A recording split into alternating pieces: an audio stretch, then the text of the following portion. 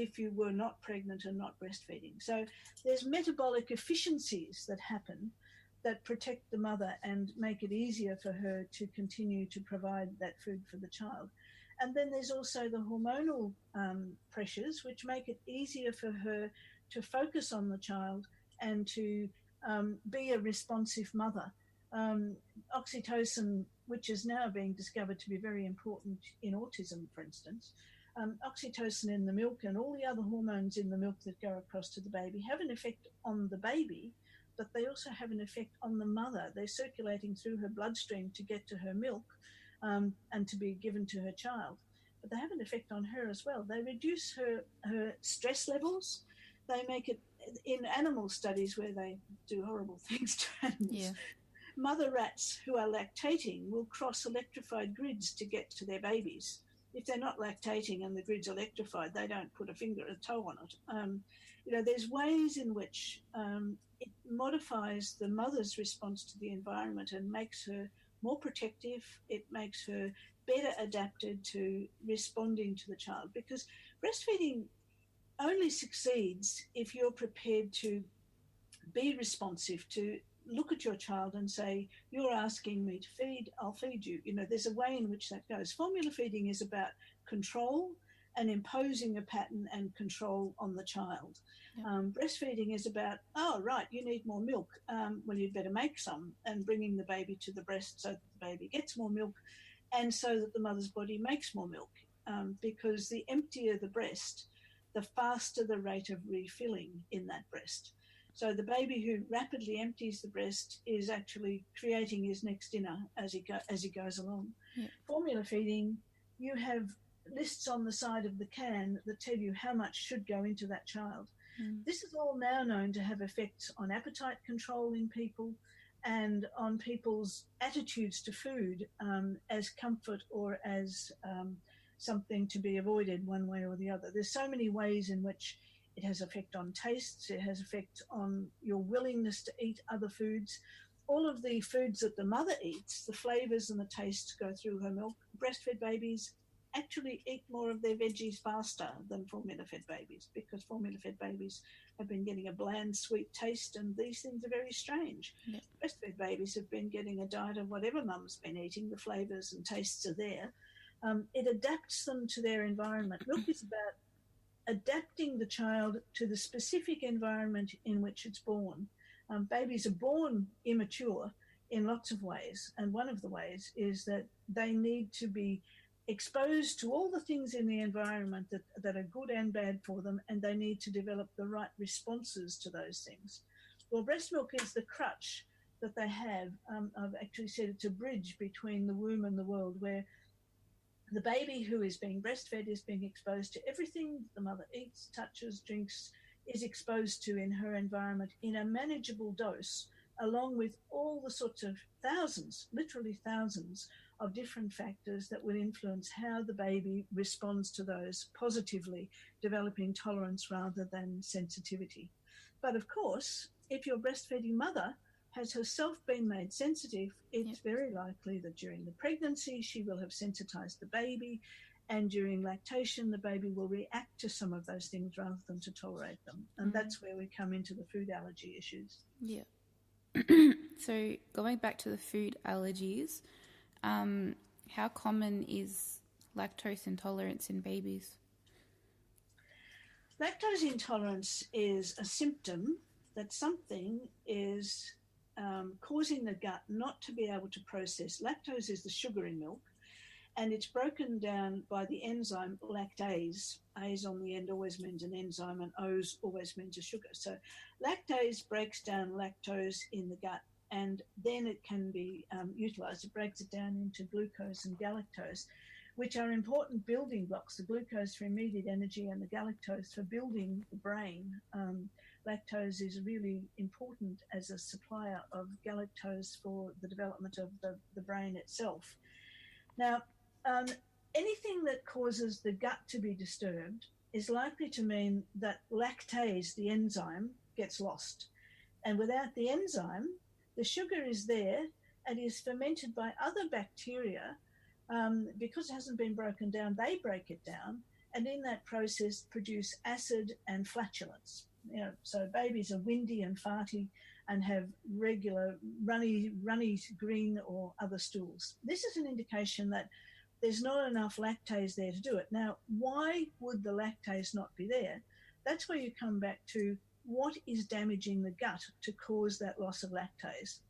And in many cases, that's an allergen. It can also be a virus. It's very, very common at 6 weeks for beautifully breastfed babies going along nicely to actually fall apart and have a terrible time for some time because they get the rotavirus vaccination. And in allergy families, that's the only vaccination that I really caution against for those babies. Because in actual fact, you put that rotavirus in, if it manages to get past breast milk's immune factors, which actually destroy rotavirus, so that breastfed babies are not at risk, not at exclusively breastfed babies, that is, are not at great risk of rotavirus infections at all. And so they really don't need the vaccine. The formula-fed babies do. But if that rotavirus damages the gut so that the babies lose lactase, you get lactose intolerance, you get fermentation, you get sore red bottoms, and you get very miserable crying babies because it's very painful. So it can be a virus, it can be an allergen, it can simply be even too much pressure in the gut. If a baby, for instance, is constipated and there's a backup, this constipation doesn't happen in breastfed babies, but in constipated babies or babies with a blockage or very slow gut transit, sometimes you can get pressure buildups that flatten the little finger-like projections in the gut, the villi, that the lactase is found on. And in flattening them, you lose the lactase, and so you get lactose intolerance. And so you can have alternating periods of really runny stool and sore bottoms and so on, with constipation as well. So lactose intolerance should be seen as a symptom, not as a diagnosis. It's not a diagnosis. It's rarely primary. If you have a primary lactose intolerance, you would be dead by the time you were 6 weeks if it hadn't been diagnosed, because it's incompatible with life. So the primary lactose intolerance, galactosemia, where you lack that enzyme completely, and it produces high levels of galactose, it's brain damaging, it causes real problems. And you do need to be on a food that's free of lactose. So you can be having breast milk that's been hydrolyzed, or you can actually be on a completely lactose-free formula, depending on the severity of your problem. So there's a range of concerns about lactose intolerance. The reason people think of it as the problem is purely and simply commercial influence. The companies created formulas that were low in lactose to deal with the fact that so many babies were having gut problems with their formulas. And it was obvious because of the painful loose stools and so on. Companies came up with low lactose formulas. There is no such thing as a lactose-free formula on the open market, really. There may be some of the specialised ones that really eliminate all possibility of lactose. But if you put milk protein in, you will almost certainly put lactose in, and vice versa. Because it's hard to separate these things out so strictly. If you've got lactose intolerance, you need to say, okay, why? Just like if you've got a fever, you don't say the fever is the problem, I'm going to stop the fever. You say, why have you got a fever? And you deal with the problem that's causing the fever. The same with the pain. If you've got pain, you don't say, oh, let me just take a painkiller. You say, what's causing the pain and how do I eliminate that cause? So with lactose intolerance, a lot of people now, because of the commercial influence of people wanting to sell products lower in lactose, which can be expensive, people think that's the problem. That's only a symptom of the problem. And nearly all the people, the adults too, who are saying, oh, I'm lactose intolerant, are also people who have a sensitivity to milk protein, and it's the milk protein that causes the gut disturbance in them one way and another. Now, by taking milk out of their diets, they can in fact get some relief. And this is what happens and why it's so misleading. GPs and other first-line health professionals will sometimes tell a mother of a baby with obvious lactose intolerance, go on to a low lactose formula. Now, it's really misleading. What happens next is, because the lactose has been taken out, the gut symptoms abate. But in 2 weeks' time, you can guarantee that that baby will be having problems again, because the higher dose of milk protein that's gone in will in fact be by then causing the baby to have struggles. And the thing about breast milk is it doesn't just protect while it's there. It's often 2 weeks or so before a baby who has been taken off the breast starts to have symptoms from what it's now getting instead. And this was what was misleading about when babies were exposed in hospital. They didn't immediately start to cry as a consequence of exposure to formula. It would be a couple of weeks before they could mount the antibody response that would enable them to be showing symptoms. And in that couple of weeks, people would say, oh, they were fine. And now it can't be anything that happened in hospital, because my baby was fine for 10 days, 21 days. That's the kind of range within which the symptoms emerge. Until about 10 days later, they started crying, and I was home by then. It must be something I was doing at home. Now, that's not the case. The babies who are made allergic, first generation allergic babies, very often had a lull of 10 to 21 days or so before they started screaming with pain. And then, of course, people didn't see that the connection was back to what had happened that 2 weeks before. Now that mothers who are like that themselves as babies are producing babies, the babies are quite often not waiting 10 to 21 days to be miserable. They're often miserable from the time they're born, difficult to settle and squirmy and unhappy. So there's two kind of groups that I see.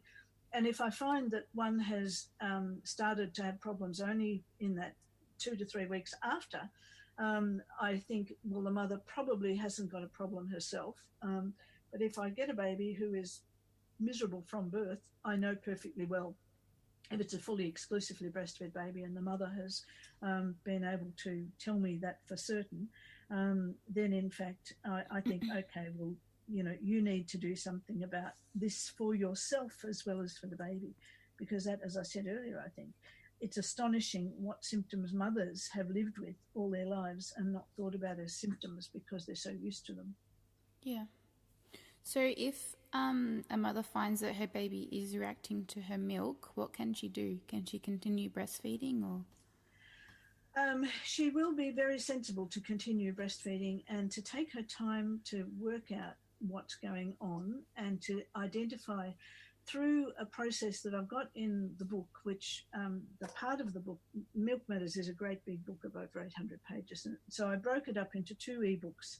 And the second ebook, called Crying Babies and Food, is one that you can get. And it starts with a questionnaire that's designed to help you work out whether or not you've got the problem, where it comes from in the family, and whether or not this is an issue for the baby.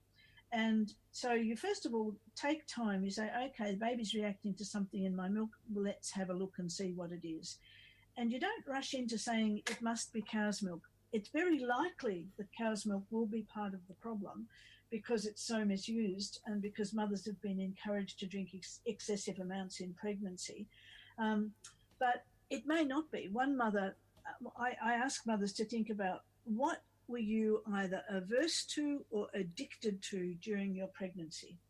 And if you ask that question and you tease it out with the mother, what often emerges is something. It can also be milk, but it's often something else. And one mother said, oh, that would be, I ate 6 raw lemons a day in pregnancy. And I thought, well, that's a bit weird, but certainly that's standing out as something very different. Let's try eliminating all the citrus fruits for her. And that was enough for her baby to settle down and not have an issue. The question of why she felt that craving is another issue that, individually she would undoubtedly be wanting to go back into and saying, well, where does that come from in my life? Why was that the case? Was I lacking something and my body was determined that I should get it? What's going on? Aversion and addiction are 2 sides of the same coin. What they're saying is your body has a reaction to this particular thing that you're either averse to, you can't stand, or you're addicted to. You've just got to have lots of it and you don't feel right if you don't. It can be any food.